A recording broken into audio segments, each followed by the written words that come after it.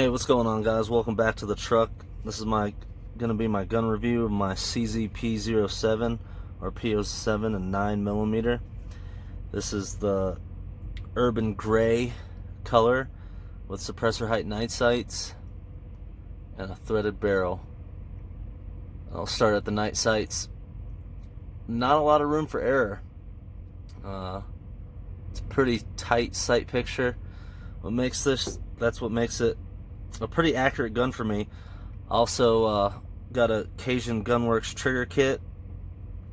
It's about a $200 kit, and I'll get more into that. But we'll start here at the finish. So this has got about 400 rounds through it, and the finish is holding up. I guess it's like a melanite or a nitride. Then we get to the sights. The holster that I carry this in kind of rides right here, so we'll get into that later. But the finish is pretty good. I think this gun, CZ, there's a lot of fans out there that like CZ, and one of the reasons why I bought this gun is because I'm left-handed, so I love that some of the controls are left-handed. I switched over the mag release to the right side, and since I still have the hands my mama gave me, I still got to break my grip to release that mag. But one thing I don't got to do is break my grip. I don't got to break my grip to release the slide. So that's kind of nice and kind of rare for me. But this is a double action, single action gun, and it's got the Omega trigger kit in it, or it comes with. So what that means is, out of the box, the gun comes with a decocker, and you could switch that into a safety, and that'll turn this gun into a single action only. So if you would switch this decocker over to a safety, you would carry it cocked and locked. Then you'd push the safety up, and that's how you'd carry it. And then you'd flip the safety off when you're ready to fire, and it's always going to be in a single action. Now, the magazine I got with it is a 16 round magazine that you can get from CZ USA, Cajun Gunworks, CZ Custom Shop, and I prefer this magazine. I don't know why they didn't come with these. I think they should have came with either two of these and one extended, but what they come with is, I'll insert a picture. It comes with an extended base plate that sticks out from the grip, and what would seem like a Glock 17 length slide. So if you notice, I'm going to compare the size and dimensions to a Glock, just for a reference. I'm sure a lot of people know the size and weight of a Glock. This weighs 28 ounces unloaded with the magazine in it, so a Glock weighs a couple ounces to 3 ounces lighter, but it's still a good feeling gun. It's not super light, but it's not super heavy either, and you can get guns into the 30s pretty easily. Let's talk about the grip. The grip I like the grip. It's a 1911 angle M&P, Smith & Wesson M&P angle, or your H2000, aka Springfield XDs. I don't have a problem with it. In fact, I prefer a 1911 grip angle compared to a Glock grip angle.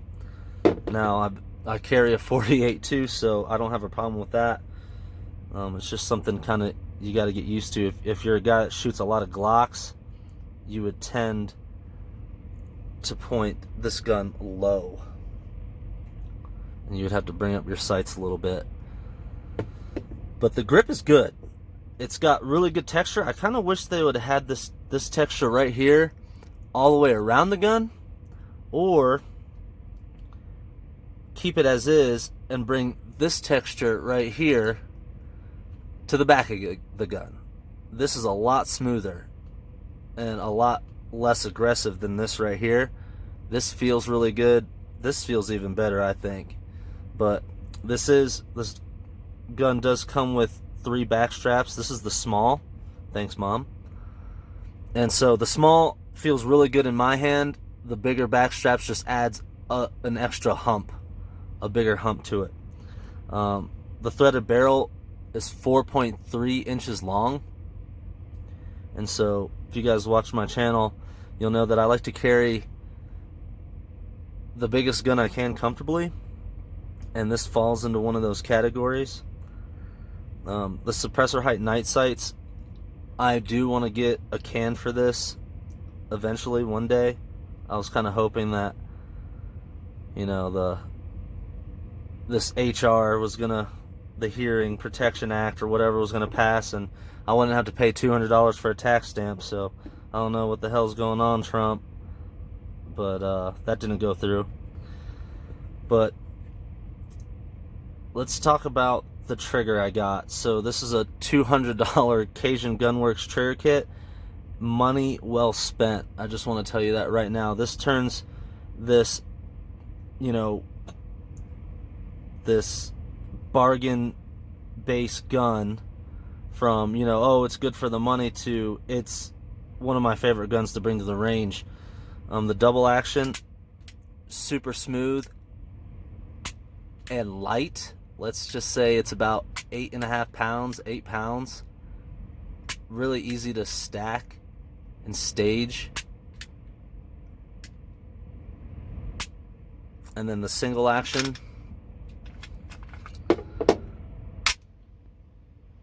is 3.5 pounds, and it's nice and light. Now it's got a short reset kit in it. So here's the reset right there, and then of course a single action, double action gun. You're gonna have to bring the trigger all the way back to the wall again. A little creep, and then a nice light break. Check out that reset again. So it comes out right there, but then you got to bring it back to the wall. A little bit of creep, and then a nice break. This is probably one of my more accurate guns, and I would attribute that to CZ, their barrels, and the trigger. So another thing I like about this gun is this nice memory pad. You can see it's all sticky and gooey. That's because I put my thumb there, and it just so happens that my thumb gets right on it, and it really helps holding the sucker down when you're firing in succession. Really like that. I think more companies should start doing this. It's really nice touch. And the trigger guard, you got a little serrations right here. One big pro of this gun is the trigger guard. So I'm gonna compare it again to a Glock. Glocks have really small trigger guards. Well, this one right here, so if you were gonna carry it half cocked with a decocker, you can see how much room there is. A lot of room. And then if you're gonna carry it in single action only, well, there you go. I mean, I live in part of the country where it gets cold in the winter, and this is a nice option. Pretty important, especially if you've ever tried to go to the range or go outdoors and try to fire your guns for an hour or 30 minutes in, you know, below 30 degrees or right at 30 degrees. Your hands get really cold. So, you know, glove shooting is no problem with this thing. I think it gets pretty cold in the Czech Republic too, so that's always a pro. Now let's get to the cons of the gun. Now I always say this is a bargain a bargain buy. So the quality's good. The metals are good, but there are some things that CZ cut cost on, and one of the things is the molding. So I had to sand down this mold right here. You can see where the plastic mold meets. I had to sand that down. Now on the front of the grip, I didn't sand it down, and you could see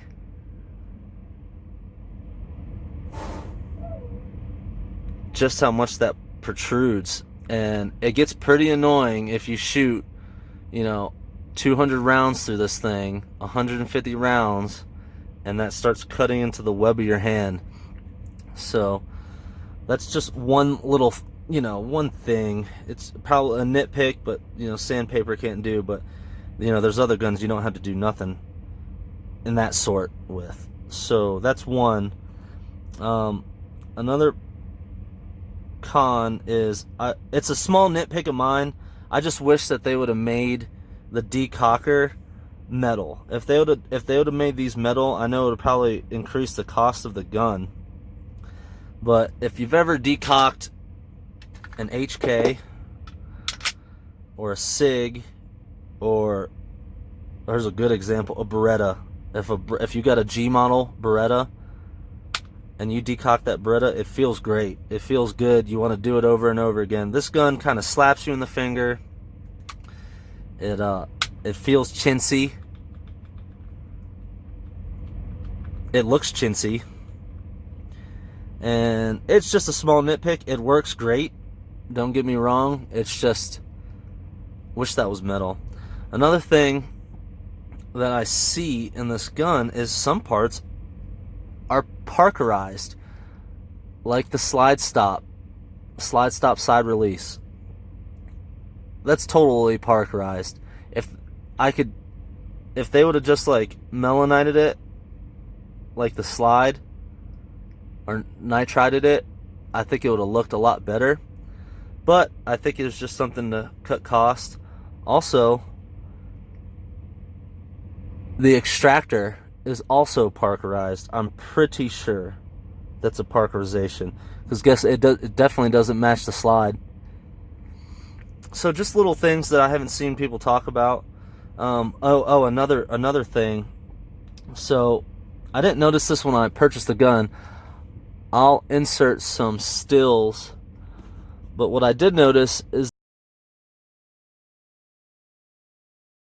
that whoever put the sights on from the factory, when he was grinding this sight in to fit into this dovetail, I think he grinded it too much, because now what's happening is the sight's a little canted. If you could see right there what the sight's doing is it's canting this way, just ever so slightly. Or no, it's the other way around. It's canting this way, ever so slightly. So you can kind of see the grind marks right there where he was grinding it, and when he put the sight in,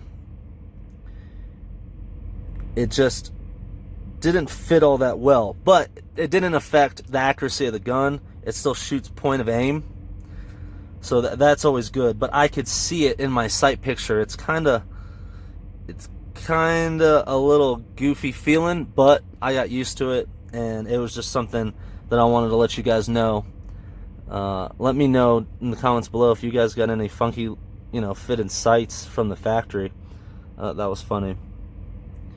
But even in that, the night sights, they glow super bright at night. Super bright. And it was a nice cost. Most firearms that you have to buy, guns especially, handguns, this is $100 to $150 thing. So to get this gun at $495, I think $490, is pretty good. I don't think you could find another gun with threaded barrel and suppressor height night sights. Maybe a Canic or a Janik, maybe. But you know, for the value of this gun, it's pretty dang good. I'm gonna break it down here. So a lot of the CZ fanboys break it down with the magazine. Now you got a little takedown indicator right there. You're gonna line up those dots. Mine, I really don't even follow the lines because I don't even think it it really matters that much. But you're just gonna take that out, take off the slide, and it's field stripped. Now a lot of guys compare that to a Glock. Oh yeah, it is definitely easier to take apart a Glock, but it's really not that hard either. If you don't have a magazine with your gun and you're trying to take apart, I don't know what you're doing. But the internals look pretty good. As you can see there, you see that shiny roller right here? That's aftermarket. That smooths out the pull. You got your precision hammer, your sear, not bad looking. The rear rails look good. Now, one note of this firearm is that the rails are internal. Most handguns have the rails sticking out above the frame, and so that keeps the mass of the slide down and closer to your hand, which is it makes the shooting dynamics of this gun feel really good in the hand. Now, if I didn't mention before, I got a gold Cajun Gunworks hammer spring, and that they say is for competition use only. They say that some ammunition you'll get a light primer strike. I'm telling you right now, I've shot a Gila, freaking MagTech, green and white box Winchester, you know, you name it, all types of target ammunition, and I haven't had a problem. I'll also even shoot my Underwood ammo carry rounds, and this thing's work flawless. I can't remember in 400, 500 rounds a single malfunction. I'm gonna look at the barrel. Barrel looks pretty good. Got some shiny up front. Not too bad. Got some wear on the hood right there. One thing to note with CZs, super thick barrels. This thing ain't no joke. But a nice thick chamber walls, and then you got a nice polished feed ramp. The slide, good quality milling from CZ.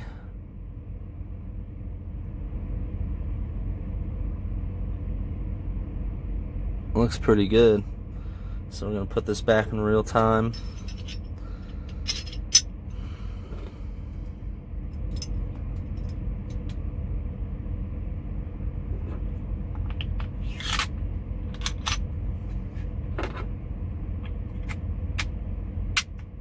There it is.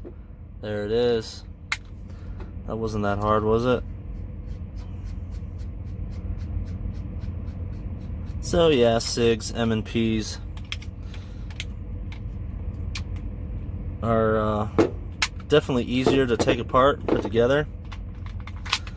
But that's not a thing. Let me know what you guys think about CZs. Now, one thing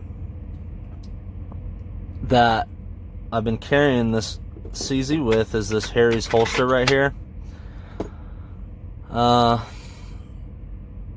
After about a year, I'm sorry, Harry,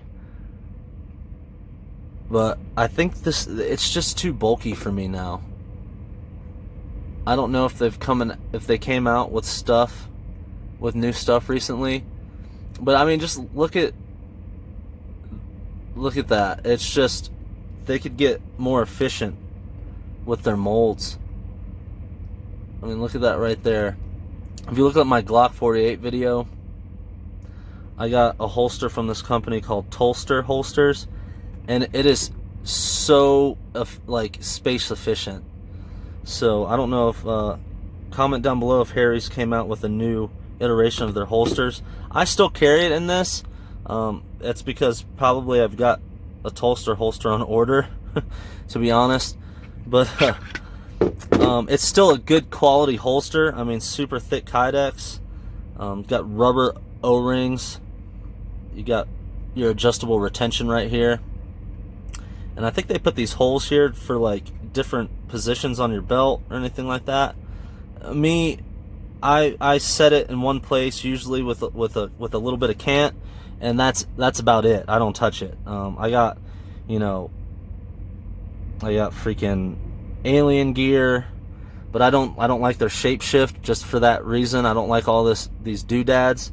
I just get their 3.5 cloak, their cloak 3.5, and that holds a lot of my heavier guns like 1911s, 40 plus ounce guns. But those are super comfortable. I might get one of those for this. But there's where it kind of rubs on my rear sight. But yeah, let me know what you guys think. Comment, subscribe, like. Do you guys like CZs? Do you think they're good for the money?